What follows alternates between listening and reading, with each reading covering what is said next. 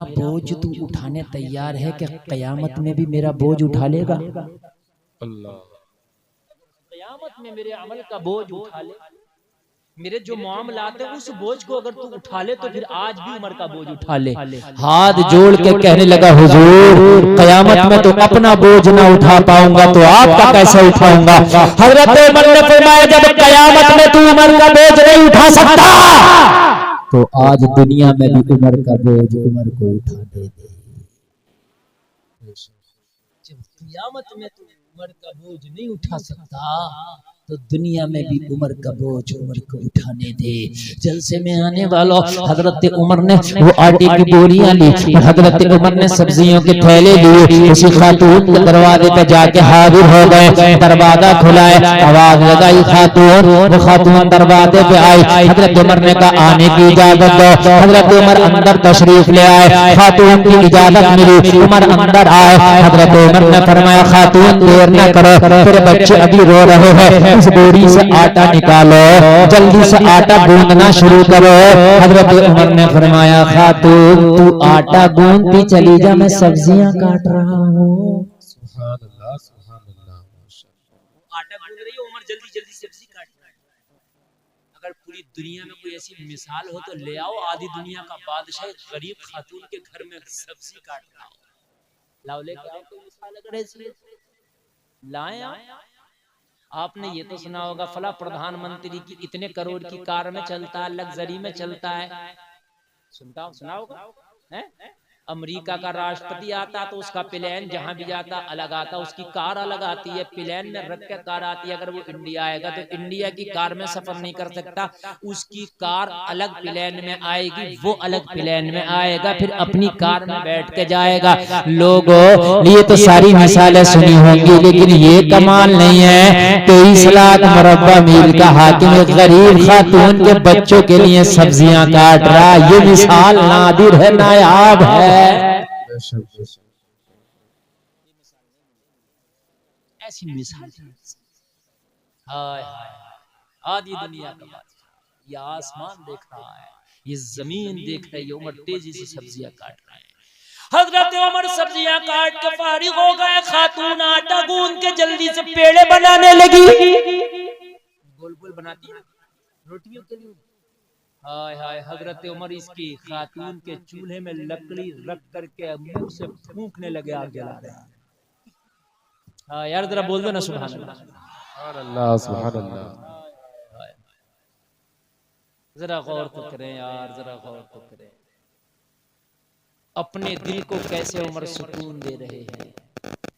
फूंक फूंक के उमर आग जला रहे हैं, उमर फूंक फूंक के आग जला रहे हैं। लोगों शायद अगर आज इन बच्चों का बाप भी होता तो इतनी कोशिश न करता आग जलाने में, इन बच्चों का बाप भी होता तो इतनी जल्दी न करता खाना पकाने में। हजरत उमर बार बार तकादा कर रहे हैं, खातून जितनी जल्दी हो सके रोटियां बना, खातून जितनी जल्दी हो सके रोटियां बना, खातून रोटियां बनाती चली जा रही है। हजरत उमर आग जलाते चले जा रहे हैं, खाना बनके तैयार हो गया, दस्तरखान लगा दिया गया, बच्चे दस्तरखान पर बैठे, उमर अपने हाथों से लुकमा उठाते जा रहे हैं, बच्चों को खिलाते जा रहे हैं। सुभान अल्लाह, सुभान अल्लाह, माशाअल्लाह, सुभान अल्लाह।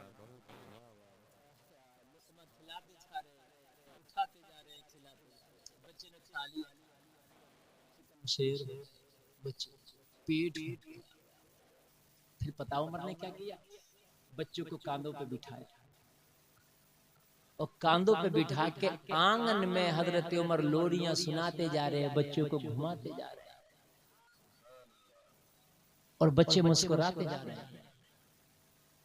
हजरत उमर बच्चों को खिलाते जा रहे हैं, घुमाते जा रहे हैं, बच्चे मुस्कुराते जा रहे हैं। जब बच्चे खुश हो गए, उमर ने कांधे से उतारा और उतार के फरमाया, बच्चे खुश हो। हजरत उमर ने फरमाया, खातून अब कोई शिकायत करने लगी, अब तो कोई शिकायत नहीं। तो हजरत उमर ऐसे खड़े हैं जैसे हाकिम के सामने मुजरिम खड़ा है, और खड़े होके बड़े अदब के दायरे में हजरत उमर फरमाते हैं, खातून तेरे बच्चों को खाना भी मिल गया, तेरे बच्चों का जो रोना था वो भी खत्म हो गया, तेरा चूल्हा भी अच्छे से जल गया, अब ऐसा करना उमर को माफ कर दे। हाय हाय, अब ऐसा करना, उमर को माफ कर दे, दरगुजर कर दे। कहने लगी ना ना ना ना, उमर को माफ नहीं करूंगी। मेरे घर का चूल्हा तूने जलाया, उमर ने नहीं पूछा। मेरे बच्चों को खाना तूने खिलाया, उमर ने नहीं खिलाया, उमर को तो नहीं माफ करूंगी। हजरत उमर फरमा रहे हैं, खातून उमर की ऊपर जिम्मेदारी बड़ी है, खिलाफत का बोझ उमर के कांधों पे। हो सकता है दिन भर उमर खिलाफत के कामों में उलझा रहता हो, रात को थक के उसे भी नींद आ जाती। हाय हाय, बशरी तकादे हैं उमर के साथ भी, बोझ ज्यादा है उमर के कांधों पे।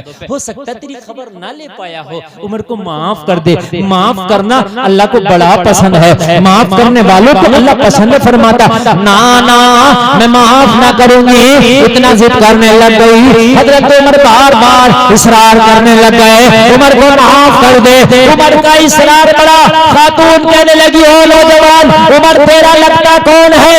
तू उमर की इतनी तरफदारी कर रहा है, उमर की इतनी वकालत कर रहा है, बता उमर का किससे क्या रिश्ता है? हजरत उमर ने भर्राई हुई आवाज में फरमाया, खातून उमर लगता नहीं है, उमर मेरा रिश्तेदार नहीं है, बल्कि तेरे सामने सरापा इंतजा बन के जो खड़ा है, यही तो अमीरुल मोमिनीन उमर इब्न खत्ताब है। सुभान अल्लाह, नारे तकबीर, नारे रिसालत, मसलके आला हजरत, जिक्रे हजरत उमर फारूक आजम, जिंदाबाद जिंदाबाद, सुभान अल्लाह, माशाअल्लाह। यही तो उमर लगता नहीं, उमर ही तो है जो तेरे सामने खड़ा है। अल्लाह, खातून ने इतना सुना तो खातून कुछ देर के लिए ऐसे सकते में पड़ गई जैसे जिस्म से रूह निकल गई। हजरत उमर, मालूम है आप, ये वो उमर है कि जिनका नाम सुनते ही पसीने आ जाते थे। हाय, मैंने उमर के साथ कैसा रवैया किया। कहने लगी, उमर वाकई कि तू उमर है? हाँ हाँ मैं उमर हूं। अल्लाह अल्लाह। कहने लगी, उमर मैंने तो बड़ी गुस्ताखी कर दी। हजरत उमर ने फरमाया, कोई गुस्ताखी नहीं है, बस एक बार कह दे कि मैंने उमर को माफ कर दिया। उमर तुझसे खुश है? अल्लाह अल्लाह। कहने लगी, उमर मैंने माफ कर दिया, मेरे अल्लाह ने भी माफ। सुभान अल्लाह, सुभान अल्लाह, माशाअल्लाह। लेकिन उमर मैंने तो सुना था तुझसे तो लोग बड़े डरते हैं, लेकिन लोग तू, मैंने सुना था तुझसे लोग डरते हैं। उमर मैं तो देख रहा हूँ तू लोगों से डर रहा है। हजरत उमर ने फरमाया, खातून दीन के मामले में उमर डरता भी है और दीन के मामले में उमर डराता भी है, बेशक दोनों काम है। तुझसे डरा ये भी दीन है, मुझसे लोग डरते हैं वो भी दीन है।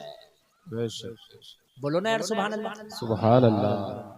यार ये सिफत अपने अंदर पैदा करो ना, अपनी सिफत ऐसी पैदा करो कि लोग अगर कोई हराम काम करें तो डरें। बड़े भाई साहब आ जाएंगे, ताऊ आ जाएंगे, अब्बा आ जाएंगे, हराम काम करें तो लोग तुमसे डरें। ऐसे बनो, ऐसे बनो कि लोग तुम्हारा ख्याल करें, लिहाज करें, हराम काम ना कर सके तुम्हारी वजह से। और शरीयत का मामला अगर तुम्हारे ऊपर किसी का कोई हक है तो तुम डरो उस मामले में जब तक वो तुम्हें माफ ना कर दे। कहने लगी, उमर तू तो बड़े नरम दिल का है। उमर, मैंने तो सुना था कि उमर बड़े हार्ड दिल का इंसान है, बड़ा सख्त दिल इंसान है, मगर उमर तुम्हारी तबीयत में तो बड़ी नरमी है, उमर मिजाज में बड़ी नरमी है। हजरत उमर ने फरमाया, उमर की सख्ती भी अल्लाह के लिए, उमर की नरमी भी अल्लाह के लिए। सुभान अल्लाह। उमर की दोस्ती भी अल्लाह के लिए, उमर की दुश्मनी भी अल्लाह के लिए। लोगों, दोस्ती भी करो तो अल्लाह के लिए, दुश्मनी करो तो अल्लाह के लिए। हाँ, नियत कर लो, शादी कर रहा हो, ये शादी करो तो इसमें नियत कर लो, मैं शादी कर रहा हूँ, मेरे बच्चे होंगे उन्हें दीनदार बनाऊंगा। मैं शादी कर रहा हूँ इसलिए कि नबी की सुन्नत है। तेरी दुनिया की ख्वाहिशात भी पूरी होंगी, लेकिन ये शादी तेरी इबादत हो जाएगी। एक शख्स ने अपना मकान बनाया, मकान बनाने के बाद उसमें रोशनदान लगाया, विंडो वेंटिलेशन होता नहीं। किसी ने पूछ लिया वेंटिलेशन किसने लगाया, तो कहने लगा हवा आएगी रोशनी आएगी। पूछने वाले ने कहा हवा रोशनी तो जब भी आएगी जब तू ना कहेगा कि हवा आएगी रोशनी आएगी, वो तब भी आएगी। वो दुआई तो फिर क्या कहूँ? कहने लगा नियत ये कर ले कि मैंने वेंटिलेशन इसलिए लगाया कि अजान की आवाज आया करेगी। ये वेंटिलेशन लगाना सवाब हो जाएगा, हवा रोशनी फ्री में आया करेगा। भाइयों नियत बदलो, नजर क्या बदली, नजारा बदल गया। शादी भी करो तो नियत ये कर लो कि जो मेरी औलाद होगी दीनदार बनाऊंगा। शादी इसलिए कर रहा हूँ कि नबी की सुन्नत है, ताकि गुनाहों से बच जाऊं। नबी की प्यारी प्यारी सुन्नत को अदा कर रहा हूं। लोगों काम करो, नियत अच्छी करो, वो काम भी तेरा इबादत हो जाएगा। बिजनेस करो, नियत अच्छी कर लो, वो बिजनेस भी तेरा इबादत होगा।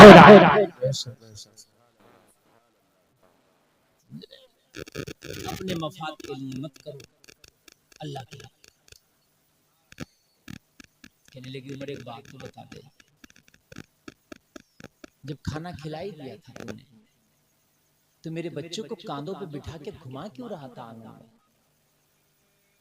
हजरत उमर ने फरमाया खातून तेरे बच्चे उमर की वजह से बहुत रोए बहुत रोए बहुत रोए। उमर बदला अदा कर रहा था, अगर उमर की वजह से रोए हैं तो उमर की वजह से मुस्कुराए भी हैं।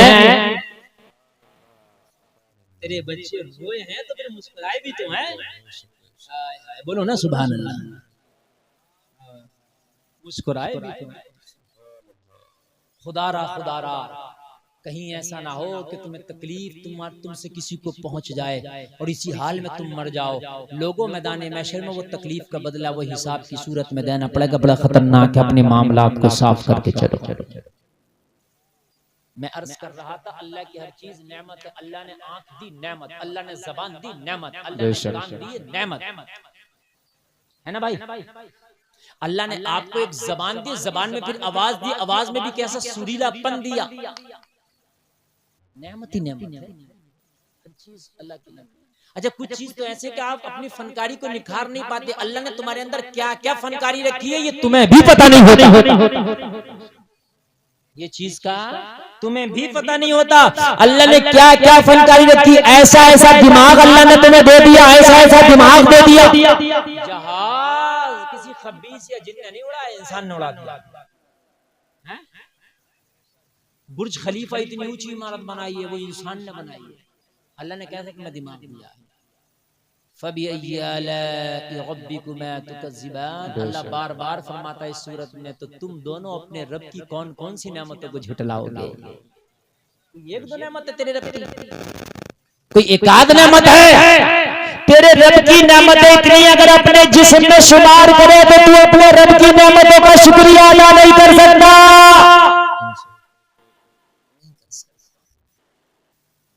अगर इंसान इतना बेएतमाद, इतना हबश का पुजारी और इतना खुदगर्ज हो गया है, इतना खुदगर्ज हो गया है कि जितनी गुंडागर्दियां और जितना बड़ा बिजनेस शादी के नाम पे हो रहा है, इतनी ना गुंडागर्दी किसी नाम पे हो रही है, ना इतना बड़ा बिजनेस किसी नाम पे हो रहा है। हाँ, सबसे ज्यादा गुंडागर्दी शादी के नाम पे, सबसे बड़ा बिजनेस शादी के नाम पर। मालूम है क्या? लेके हल्दी से मेहंदी तक, सलामी से विदाई तक, विदाई से सलामी तक और सलामी से फीता काटने तक हर जगह गुंडागर्दियों का बाजार गर्म है। नहीं हो तो मुझे बताया। एक जगह मैं शादी में गया तो 75 लड़कियां पीले कपड़े पहन के घूम रही।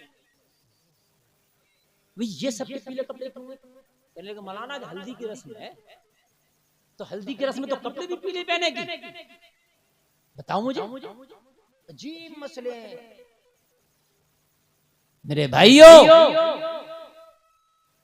शादी भी खुदा की नेमत और खुदा के लिए रहमत और खुदा की तरफ, खुदा की रहमत और खुदा की तरफ से तुम्हारे लिए तोहफा है। शादी होती है तो तुम्हें इतनी कीमती चीज मिल जाती है, वो भी फ्री में।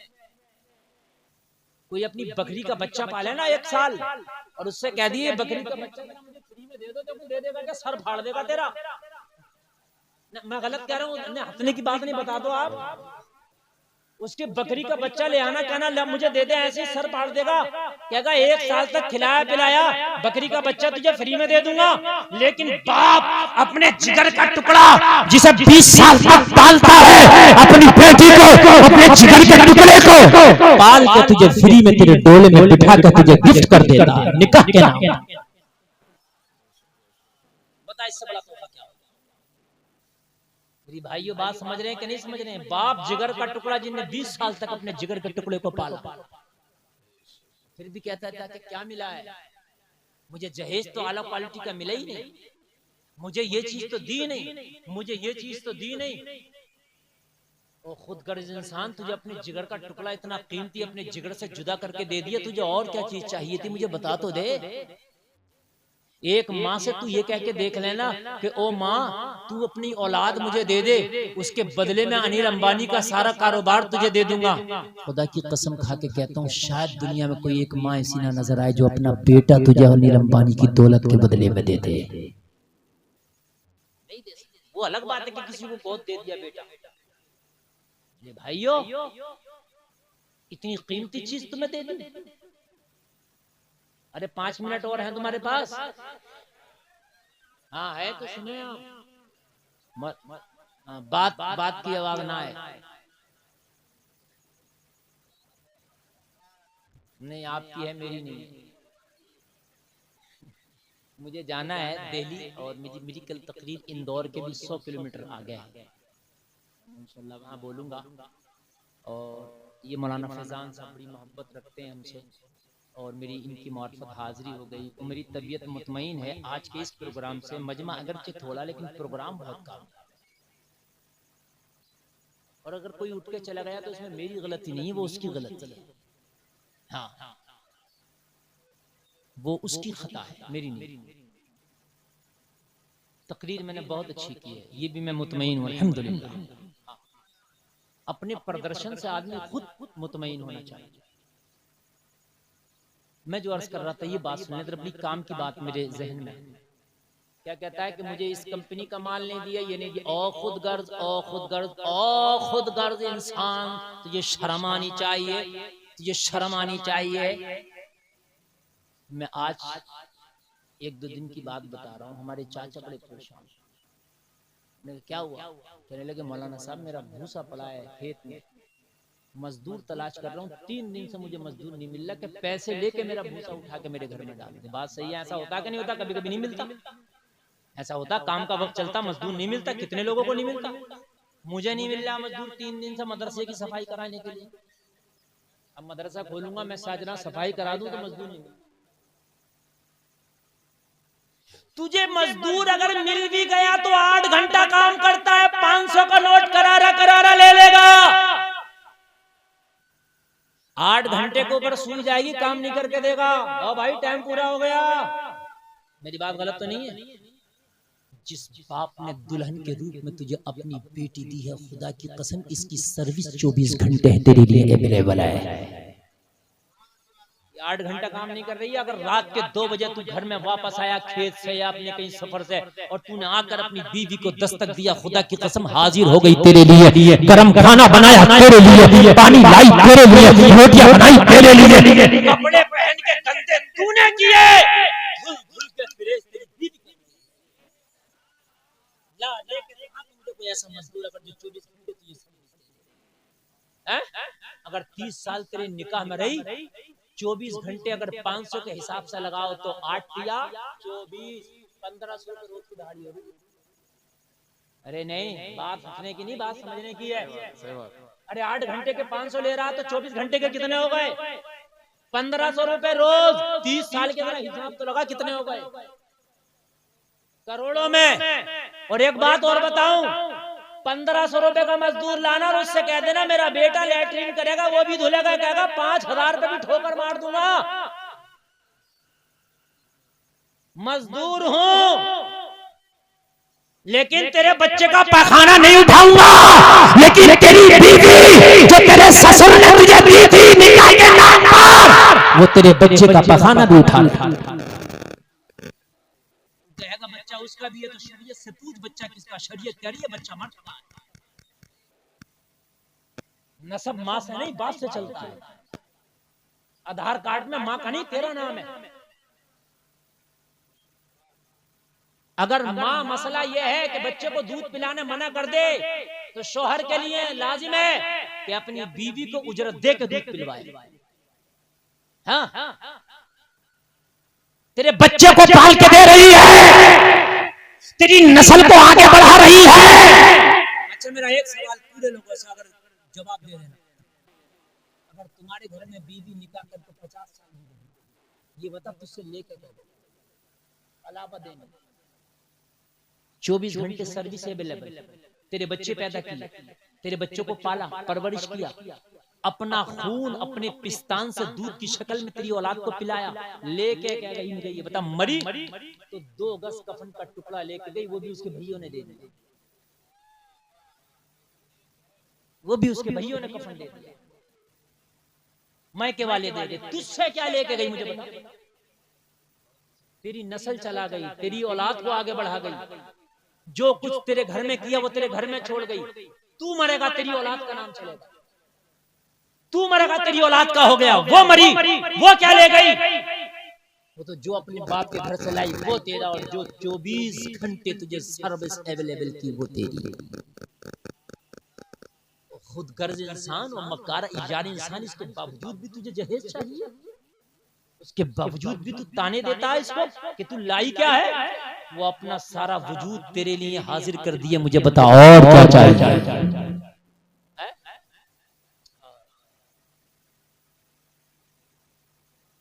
लोगों बताओ, सोचने की बात है कि नहीं है? सोचने की बात है यार। और क्या चाहिए मुझे बताओ? कुछ नहीं लेके गई वो तेरे घर से।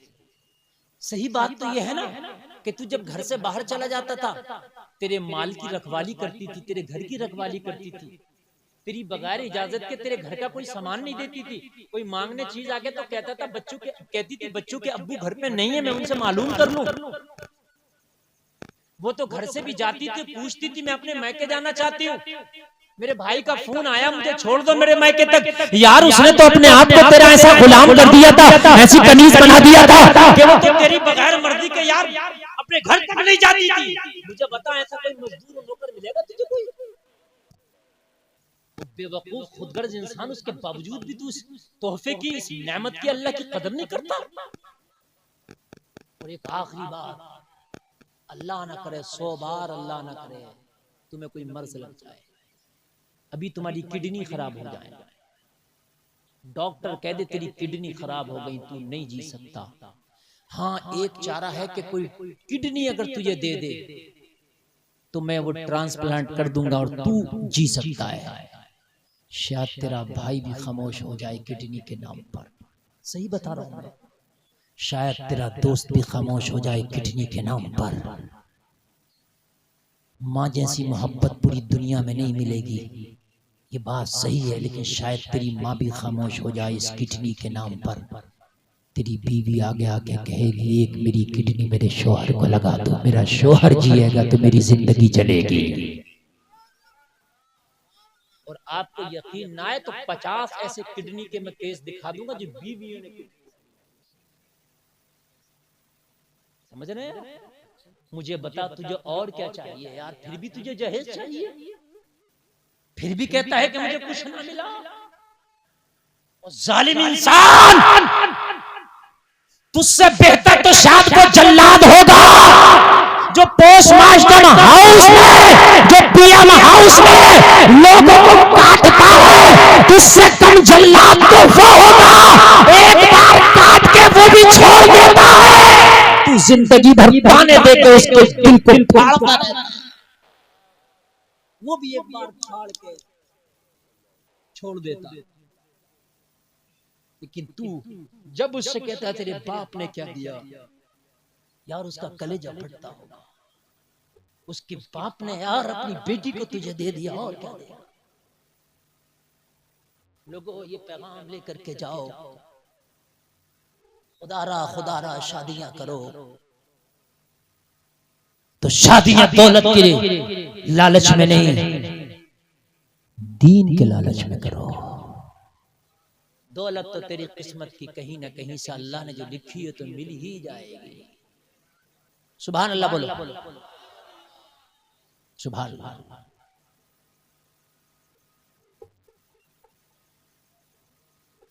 बस आखिरी बात बताऊं, मेरी तकरीर खत्म, बस 2-4 मिनट सुनो। मैं अर्ज कर रहा था कि इंसान जब खुश होता है तो भूल जाता है, भूल जाता है, खुशी में भूल जाता है, अल्लाह को भी भूल जाता है, अल्लाह के पैगामात को भी भूल जाता है, सब भूल जाता है। लेकिन एक बादशाह ऐसा गुजरा, अल्लाह अल्लाह, कि उसकी हुकूमत चल रही है, उसकी हुकूमत का जमाना है, वो खुद बादशाह है, खुद बादशाह है। एक खातून उसके दरबार में आके खड़ी, कहती है मैं तुझसे कुछ शिकायत करने आई हूं। बादशाह ने पूछा बता क्या शिकायत है, बता क्या शिकायत है। कहने लगी एक नौजवान रोजाना मेरे घर में आता है रात को, मेरी जवान बेटी है, वो जबरदस्ती मेरी बेटी से जिना करके जाता है, और मैं अगर उससे कुछ कहती हूं तो कहता है खबरदार जो तूने कुछ कहा मैं बादशाह का बहुत करीब हूं, ये धमकी देके जा, और मैं खामोश रह। लेकिन अब मेरी गैरत जवाब देगी, नहीं रहा गया, क्या बादशाह तेरा कोई करीबी है? बादशाह तख्त से खड़ा हो गया, तख्त से खड़ा हो गया। हारून रशीद तख्त से खड़े होकर बोला हो ज़ईफ़ा, ये बात तुम मुझे अब बता रही हो, पहले ही जब ये हादसा हुआ तो क्यों न बताया? मैं डर गई जब तेरा करीबी बताता है, मैं डर।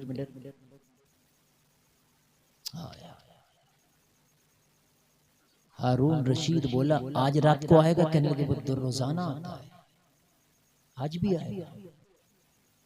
हारून रशीद ने कहा जैसे ही वो तेरे घर में आए मैं बिल्कुल जागता हुआ तुझे मिलूंगा, फौरन मुझे खबर करना, उससे कुछ ना कहना, मुझे खबर करना। और एक काम करना, अपने घर का चिराग बुझा दे, चिराग नहीं जलने देना, ठीक है? ये मामूल के मुताबिक फिर आ गया और आकर के फिर कहा मैं वही हूं जो रोजाना आता हूं, बादशाह का बहुत करीबी हो, खबरदार खातून जब तूने जबान से कोई जुमला निकाला, अपनी आवाज बुलंद की, और उसकी बेटी के साथ अपना मुंह काला करने में लग गया। ज़ईफ़ा खामोशी से निकली और हारून रशीद की बारगाह में जाके कहने लगी बादशाह बस तलवार उठाई, कहा चिराग बुझाए, कहा चिराग मेरे घर का बुझाए, तलवार उठाई और बादशाह डायरेक्ट बूढ़ी के घर में दाखिल हो गया। और दाखिल होने के बाद में उस शख्स को पा लिया जो रोजाना खयानत करता था। बादशाह ने पाया, उसको पाते ही कोई मुकदमा नहीं, कोई कहा सुनी नहीं, डायरेक्ट तलवार से म्यान बाहर निकाली, उसका सर उड़ाया, लाश उसके कमरे में तड़प रही थी, गर्दन धड़ से अलग पड़ी थी। बादशाह ने कहा बादशाह ने कहा बूढ़ी चिराग जला, बूढ़ी ने चिराग जलाया, जैसे ही चिराग जलाया लाश पर बादशाह की नजर पड़ी, सजदे, हैरान हो गई बूढ़ी, चिराग बुझवाता है, गर्दन काटता है, जब लाश पर नजर पड़ती है तो सजदे करता है, क्या माजरा है? मर्दे कलंदर की बात अलग है, कहने लगी ओ बादशाह मुझे तेरी जुत्ती समझ में ना आई, मुझे तेरा मामला समझ में ना आया। चिराग बुझवाया तूने, फिर उसके बाद सजा दिया और जब लाशों पर तेरी नजर पड़ी तो सजदे में गिर गया। कहने लगा जब तूने मेरे दरबार में शिकायत की तो मैं डर गया। डर ये गया था कि मेरी हुकूमत में इतनी किसकी हिम्मत हो गई कि इतनी बड़ी जुर्रत कर रहा है, वो भी मेरी हुकूमत। इतनी किसकी हिम्मत हो गई जो मेरे होते हुए इतनी जुर्रत कर रहा है कि तेरी बेटी के साथ मुंह काला करता है मेरे होते हुए। मेरा हवाला देखा, मैं डर ये गया था कि कहीं ऐसा तो नहीं मेरा खुद का बेटा ये जुर्रत कर रहा है, क्योंकि इतनी बड़ी जुर्रत तो मेरा बहुत करीबी ही कर सकता है जो तुझे धमकियां दे रहा था। मैं डर गया।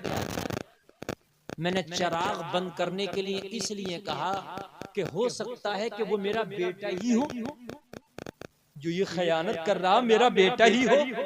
अगर मैं जाके देखूं और मेरी आंखें देखें मेरा बेटा है तो कहीं ऐसा ना हो कि मेरे इंसाफ की तलवार बेटे की वजह से रुक ना जाए।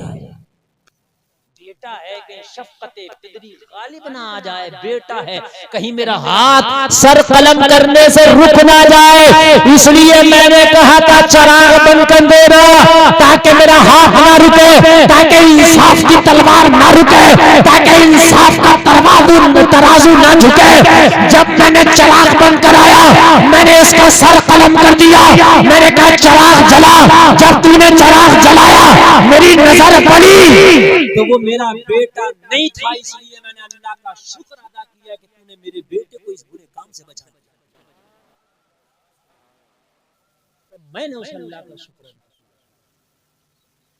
भाई अगर किसी के साथ कोई हादसा हुआ करे ना तो जो बहुत से लोग खुशियां मनाते हैं, कहते हैं अब फंसा, बहुत उड़ जाता, अब आया मजा। खुदारा ये जुमले ना कहा करो। हो सकता है कि इस परेशानी में तू भी मुब्तला हो जाता। किसी की परेशानी को देख के भी अल्लाह का शुक्र अदा किया। अगर तेरा शुक्र है कि तूने मुझे इस परेशानी में मुब्तला नहीं किया, है कि नहीं? किसी की बीमारी देख के भी शुक्र अदा किया करिए, अल्लाह तेरा शुक्र है तूने मुझे इस बीमारी में मुब्तला नहीं किया। लोगों, ये जिंदगी तेरी एक अमानत है, तू एक मुसाफिर है, अपने मंजिल पर चल रहा है, तेरा एक रास्ता है, इहदिनस सिरातल मुस्तकीम, इसी रास्ते पर चलता रहे। ये रास्ता अगर तेरा सीधा हुआ तो इंशाअल्लाह तेरी मंजिल जन्नत होगी, रास्ते से भटका तो तेरा ठिकाना जहन्नम होगा। अल्लाह इस शादी को खुशियों से भर दे मेरा मौला। कहने सुनने में कोई खता हुई है तौबा करता हूँ, माफ फरमाए मेरा मौला। कलमा पढ़े ला इलाहा इल्लल्लाह मुहम्मदुर रसूलुल्लाह, इस्लाम जिंदाबाद, वमा अलैना इल्लल बलाग। अस्सलामु अलैकुम।